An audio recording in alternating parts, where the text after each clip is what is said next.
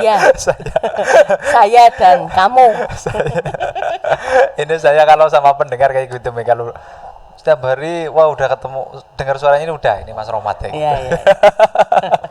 Ya, pendengar boleh tanya-tanya ya terkait dengan mungkin usaha Anda yang sedang ya gimana kayak gitu ya. Sepi apa rega parine ora mundak-mundak ya apa ditolak apa ora. Boleh langsung ke sini atau di WhatsApp yang sebutkan tadi saya sama saya tadi ya. Nah, Umi, saya mau tanya nih, Mi, Iya, boleh. tentang ilmu. Ilmu kan Boleh. itu banyak banget ya. Betul. Bahkan saya tidak tahu ilmunya tapi suruh melakukan kayak gitu ya. Warisan Terus? dari Nenek zaman-zaman. moyang? Iya. Saya seorang petani, Mi. Iya. Kalau habis panen kayak gitu ya. Itu kalau udah dijemur, Iya. padi kering, itu dikasih air sama Godong tawa. godong tawa. Itu kan saya nggak tahu ilmunya, Mi. Iya, Gitu. iya. Misalnya kayak gitu, Mi. Iya, Saya nggak iya. tahu ilmunya, saya melakukannya terus itu gimana dan apa sekalian ini, Mi. Itu ilmunya biar apa supaya apa kenapa, Mi? Oh iya. Jadi gini Mas Rohmat, pertanyaan yang sangat bagus. Ini mencakup apa yang dinamakan mukasyafah. Nah, sebetulnya nenek moyang kita dulu itu kemarin sudah Umi sampaikan, orangnya tidak fasih tapi fasah. Beliau-beliau itu ahli riadoh, ahli bertapa. Saking susahnya mendapatkan padi kalau zaman dulu, Mas. Jadi zaman dulu itu mau menanam padi itu harus bangun jam 1 malam, numbuk padi, menanak nasinya pakai kukusan. Itu yang perempuan, terus yang laki-lakinya pagi-pagi berangkat gasik, manggul pacul, di situ macul seamban-amban, terus di situ tidak ada irigasi, tidak ada lagi namanya traktor, jadi perjuangannya itu luar biasa. Ibaratnya tapanya itu luar biasa dan diyakini oleh orang-orang dulu, bahkan itu memang ada Mas yang namanya penunggu padi, itu ada namanya Dewi Sri. Nah, manakala padi itu pulang, itu diberikan air dan daun tawa.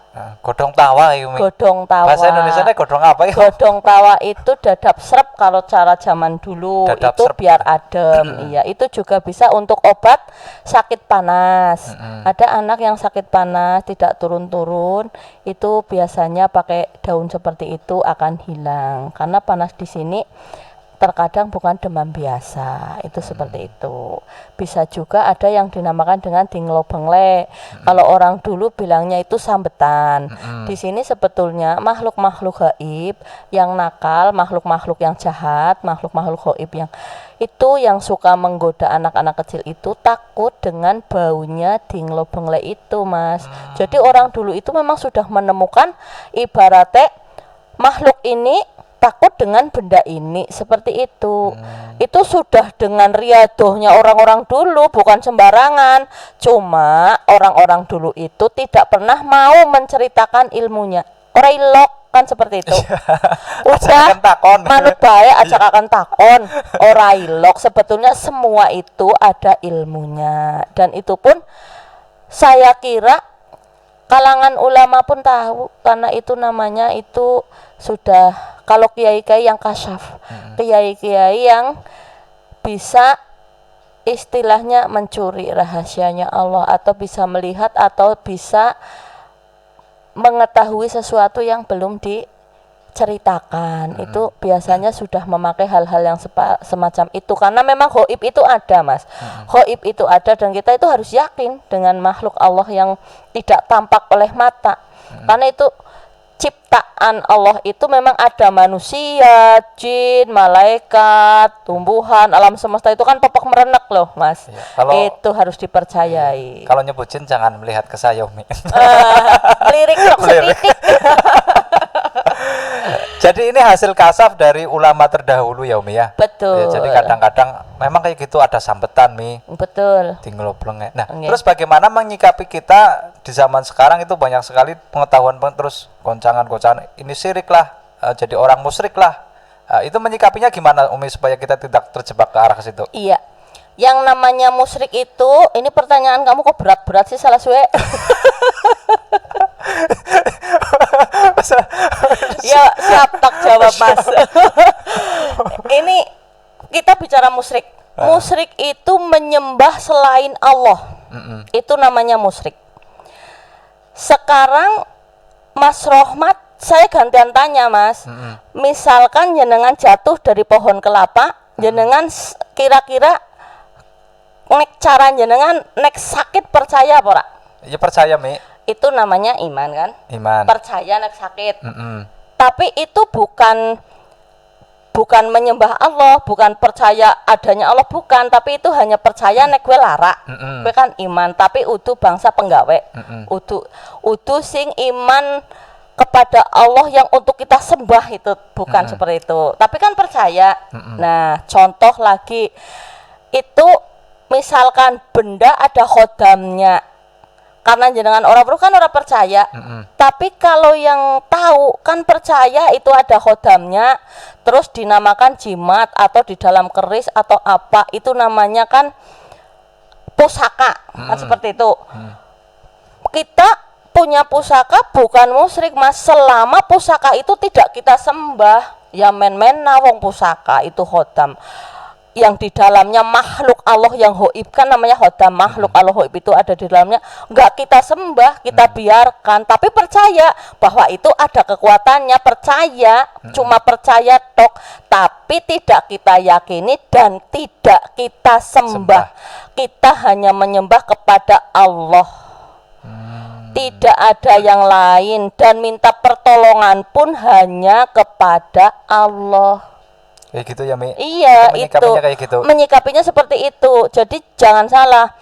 Umine tulin ndek keris. Kok umine berarti musyrik. Jangan pernah mengkafirkan orang, jangan pernah memusyrikan orang, jangan pernah membid'ah-bid'ahkan sesuatu amalan sebelum tahu ilmunya. Nih, kembali lagi sampai ke ilmu. Iya, masuk. Nih, orang yang berilmu itu orang yang paling takut dengan Allah Mas. Justru kalau kita tahu di dalam keris itu ada khodam, ada makhluk Allah, itu kita semakin istilahnya ya, merasakan betapa agungnya Allah, betapa maha sempurnanya Allah bisa menciptakan makhluk-makhluk yang seperti itu, yang bisa bersemayam di benda-benda seperti itu.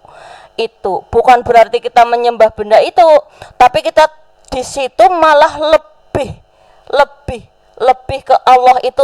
Subhanallah, maha suci Allah, begitu besar kuasamu ya Allah, sehingga bisa menciptakan sesuatu yang di sini bisa istilahnya sebagai pusaka atau sebagai kebanggaan sebuah kerajaan atau apa.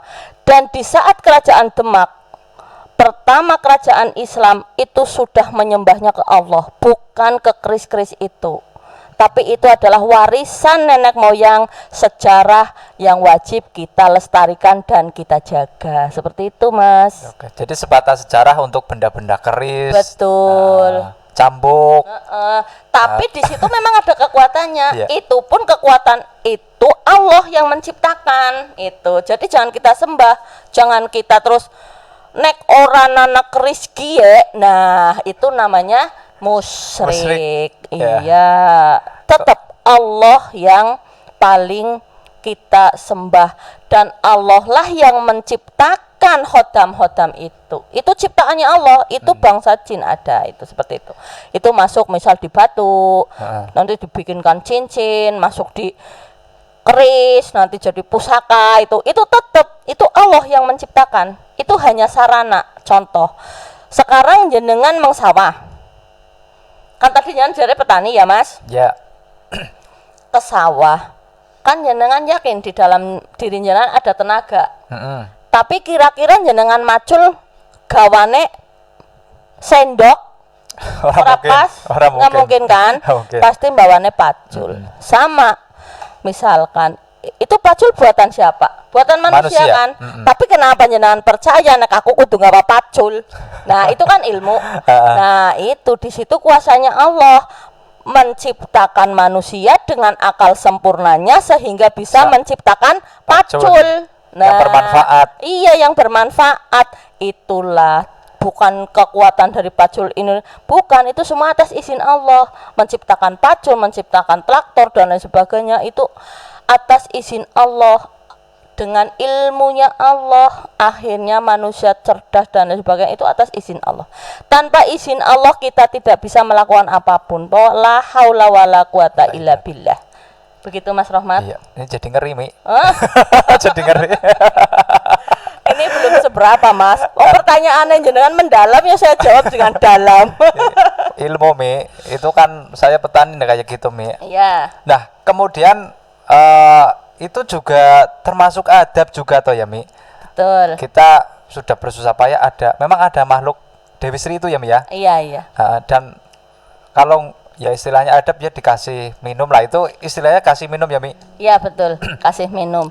Itu kalau zaman dulu itu kan ada yang namanya dewa, ada yang namanya dewi, bidadari. Karena zaman dulu itu memang zaman istilahnya zaman kerajaan itu sebenarnya sebagai kiasan, sebagai gambaran putri yang begitu agung, putri yang hatinya begitu bersih, diibaratkan dengan sang bidadari. Seperti itu. Dewa atau dewi itu juga makhluk Allah ya Mi. Semua yang ada di alam raya ini ciptaan Allah.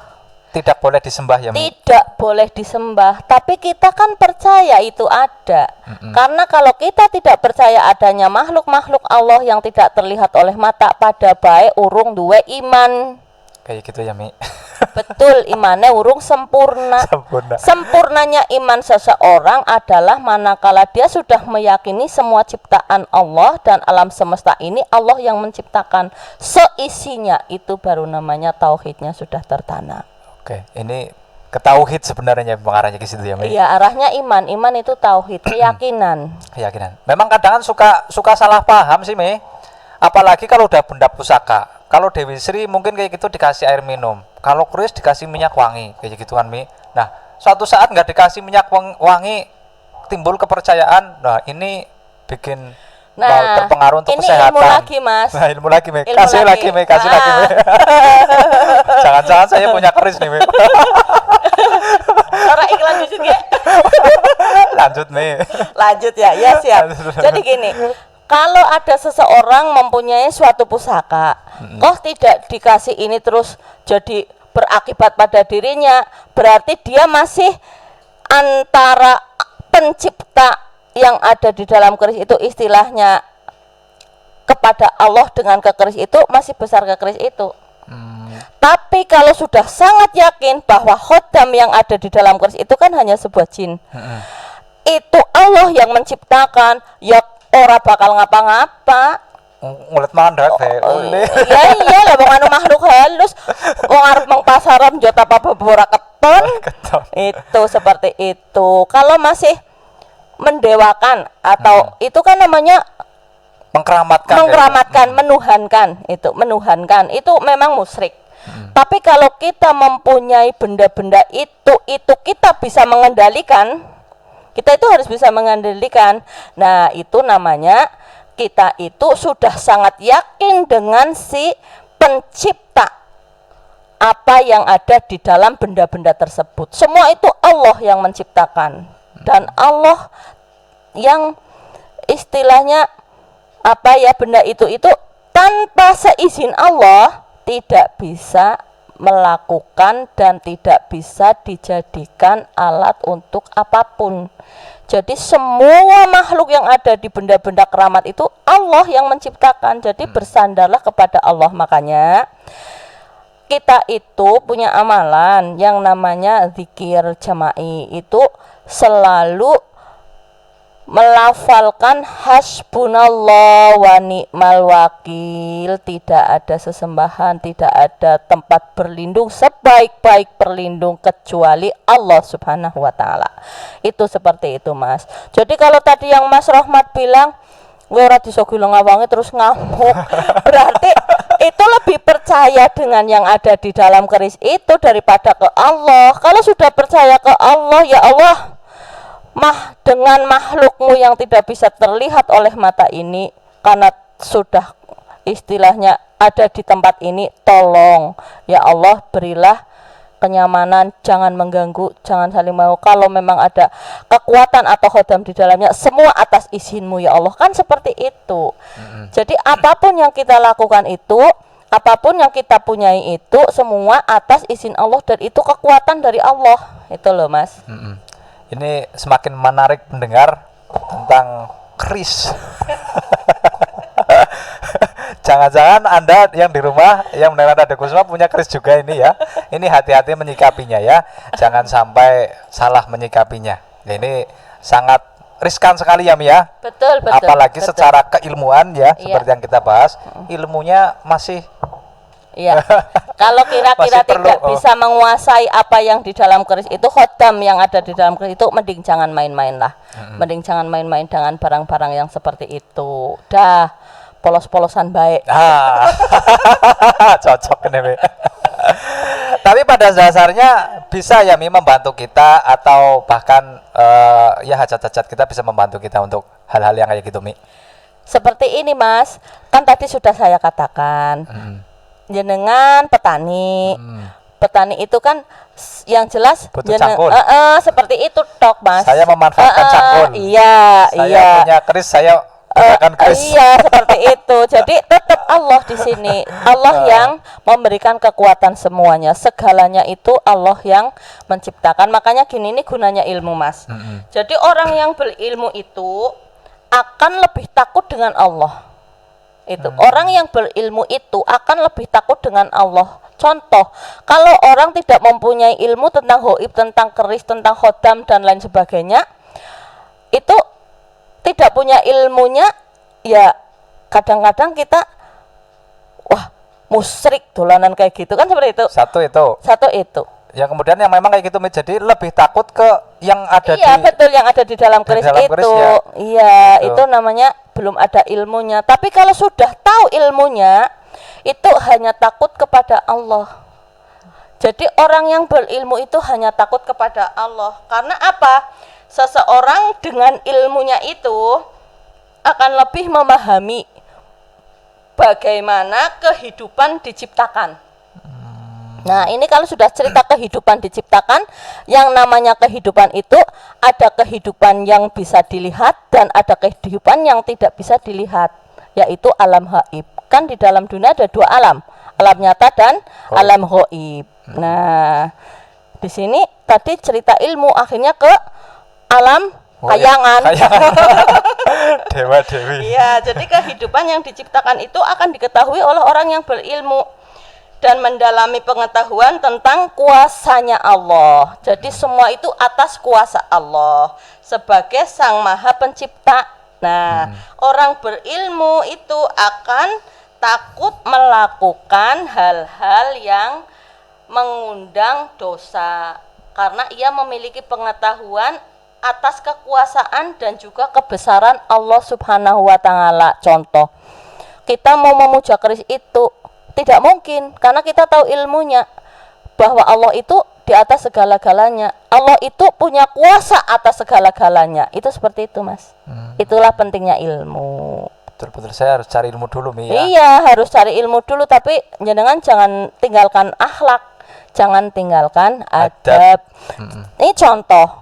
Misalkan ini contoh Mas, kalau seseorang yang tidak punya adab tapi tahu ilmunya tentang pusaka, pusakanya nggak petentengan karena nggak tahu adab, itu loh. Pameran itu sangat tidak boleh. Tidak boleh. Mi. Karena itu adalah benda keramat. Benda keramat artinya benda yang ada karomahnya. Keramat kan dalam bahasa Arab karomah. Tidak mungkin pada suatu saat dulu, pada zaman dahulu, seseorang yang memiliki pusaka itu tidak dengan bertapa, tidak dengan wirid yang banteng, nah itu pasti dengan riyadhah yang luar biasa. Makanya Allah itu memberikan keramat, Allah itu memberikan karomah, itu pemberian dari Allah, karomah namanya. Kalau kepada Nabiullah Muhammad SAW atau kepada nabi-nabi itu namanya mukjizat. Tapi kalau kepada orang-orang yang senang bertapa, senang wirid, kekasih Allah, dekat dengan Allah, yang hatinya suci, itu namanya keramat atau karomah. Nah, itu yang ada di dalam keris-keris itu kan namanya keramat, benda keramat, benda yang ada karomahnya, itu pun karena Allah yang memberikan dari riadohnya orang-orang tersebut, Mas. Itulah pentingnya ilmu. Oke, semakin menjalur dan semakin semakin bingung yang tanya. Semakin terkuak ini, Mi. Ini sebenarnya saya mau mencari itu. Tapi enggak. Semakin bingung yang nanya. Ya, ini saya mengajak Anda mendengar ya, makanya jangan cuma saya yang nanya, ini tentang ilmu ternyata luas sekali bahasanya kayak gitu ya. Dan ini memungkinkan juga ya Umi, apabila di rumah punya ya, tapi mau menyikapinya gimana, bingung, mau dibuang apa ini takut nggak beradab ya, atau mau dirawat atau gimana adabnya juga nggak tahu, ini boleh juga ya Mi ya nanti ya Mi. Boleh. Oke, setelah iklan